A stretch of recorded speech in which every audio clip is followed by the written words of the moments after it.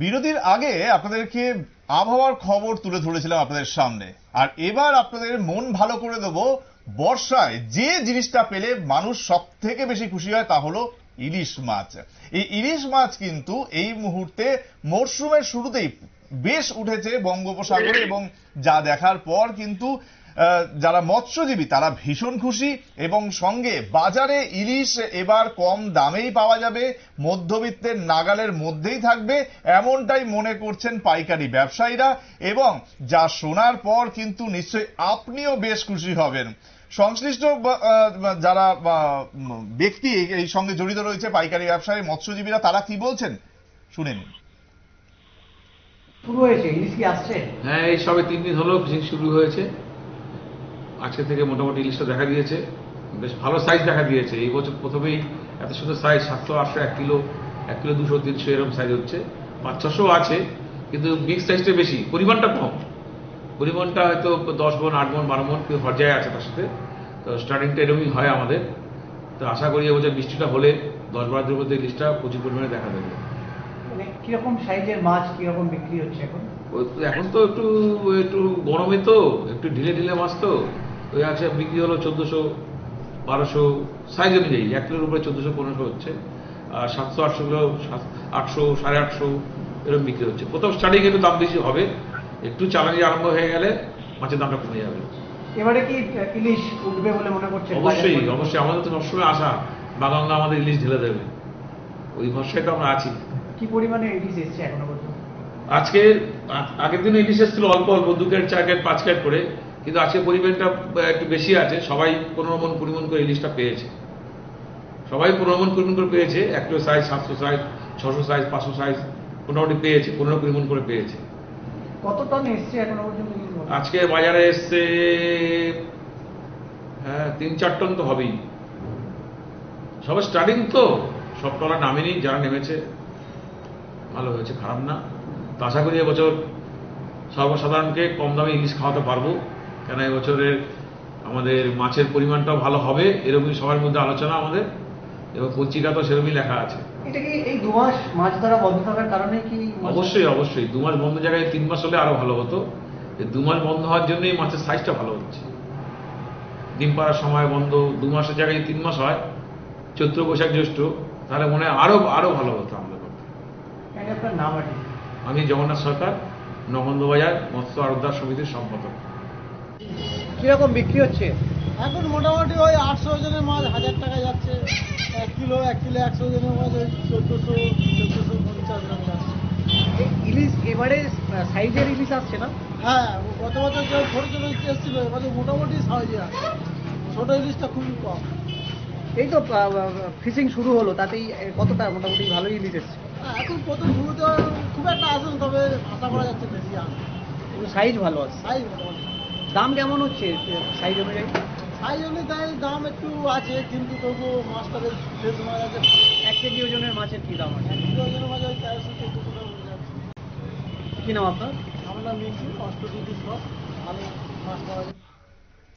অর্থাৎ জলের রানী এবার এসে গেছে, মধ্যবিত্তের নাগালের মধ্যেই আসতে চলেছে। 1000-1200 এই রেটে আপাতত পাওয়া যাচ্ছে বাজারে। যে পরিমাণ মাছ এসছে বাজারে এখনো পর্যন্ত, তাতে কিন্তু আশায় বুক বাঁধছেন বাঙালিরা। কথা বলবো আমাদের প্রতিনিধি বিশ্বজিৎ দেব আমাদের সঙ্গে টেলিফোন লাইনে রয়েছেন। বিশ্বজিৎ, জানতে চাইবো, যে পরিমাণ মাছ বাজারে এসছে তাতে কি আগামী দিনেও খুশির হাওয়া বইতে চলেছে বাঙালির পাতে? হ্যাঁ দেখো সুমন্ত, বিষয়টা হচ্ছে কথায় আছে মাছে ভাতে বাঙালির কাছে বর্ষাকাল মানে ইলিশ। দুপুরে গরম গরম ভাতের সাথে ইলিশের তেল ঝোল, তারপর এক এক করে ইলিশের মাথা দিয়ে কচু শাক, ইলিশ ভাজা, ইলিশ ভেপা, ইলিশ সর্ষে ইলিশ, এক কথায় জিভে জল আসার মতো পরিস্থিতি। পাতে ইলিশের নানা পদের দেখা যেতে পারে। সারা বছর অপেক্ষা করে থাকে বাঙালিরা সাধারণত। বছরের অন্য সময় ইলিশ মিললেও সেটা হয় স্টোরের থেকে সেটা পাওয়া যায়। সেই মাছ সাধারণত তেমনটা স্বাদ পাওয়া যায় না, সেই মাছের স্বাদ তেমন নয়। তাই বর্ষাকালে টাটকা ইলিশের স্বাদ পেতে মরিয়া হয়ে ওঠা অসম্ভব নয় বাঙালির কাছে। এখন বিষয়টা হচ্ছে এই যে ইলিশ মাছ, এই ইলিশ মাছ সাধারণত লবণাক্ত জলের মাছ বা সামুদ্রিক মাছ। তোমাকে বলে রাখি যে ইলিশ মাছটা কিন্তু সাগরের মাছ মূলত, কিন্তু বংশ বিস্তারের জন্য এই ইলিশ মাছগুলি কিন্তু ভারতীয় উপমহাদেশের বিভিন্ন নদীতে পাড়ি জমায়। ইলিশ প্রধানত যেখানে যেখানে পাওয়া যায় সেগুলো তোমাকে একটু বলে রাখি, সেটা হচ্ছে বাংলাদেশের পদ্মা এবং গঙ্গার কিছু অংশ, মেঘনা এবং ব্রহ্মপুত্রের কিছু অংশ এবং গোদাবরী নদীতে প্রচুর পরিমাণে মাছ এই ইলিশ মাছ পাওয়া যায়। এর মধ্যে পদ্মার ইলিশের স্বাদ সবচেয়ে ভালো বলে ধরা হয়। ভারতের রূপনারায়ণ নদী, গঙ্গা, গোদাবরী ইলিশ মাছের পাওয়া যায়। এই কথাগুলো বললাম এই কারণে যে কোথায় কোথায় ইলিশ মাছটা পাওয়া যায়, এবং ভারতের এবং বাংলাদেশের যে অর্থনীতি রয়েছে সেই অর্থনীতিতে ইলিশ মাছ কিন্তু একটা সেখানে জিডিপিতে একটা বিশেষ জায়গা করে নিয়েছে। এখন প্রশ্ন হচ্ছে এই যে টনে টনে ইলিশ মাছ ট্রলি নিয়ে ওই মৎস্যজীবীরা তুলে আনছেন, বাজারে তুলে আনছেন, সেই জায়গায় যে যারা মধ্যবিত্ত বা নিম্নবিত্তরা রয়েছেন তাদের পাতে এই ইলিশ মাছ যাবে কিনা। এখন যারা রেট যে কেজি প্রতি যে রেটটা বলেছেন সেটা হচ্ছে 1200 থেকে 1600 টাকা বা 1400 টাকা।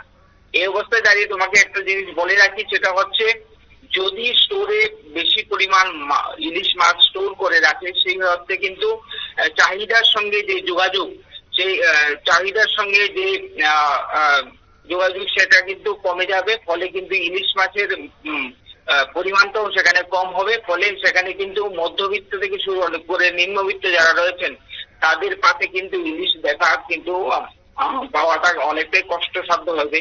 পাশাপাশি আরেকটা জিনিস বলে রাখি যে ত্রিপুরা রাজ্যের যে মূলত বটতলা বাজার এবং মহারাজগঞ্জ বাজারে যে ইলিশ পাওয়া যায় সেগুলি মূলত বাংলাদেশ থেকে আসে, এবং সেগুলিতে আমরা দেখেছি যেগুলিতে রেট যেটা রয়েছে বা মূল্য যেটা রয়েছে কেজি প্রতি সেটা হচ্ছে 1600 টাকা থেকে প্রায় 2000 টাকার মধ্যেই হয় সাধারণত।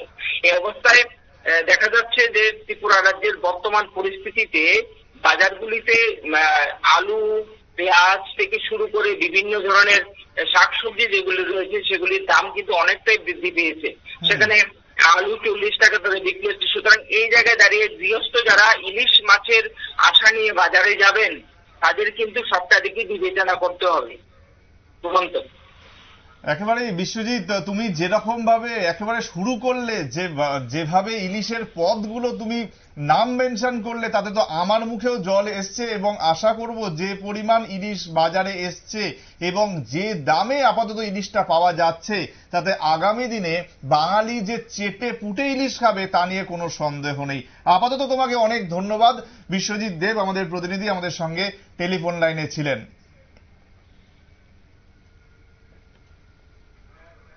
নিচে আরো একটা বিজ্ঞাপন বিরতির সঙ্গে থাকুন।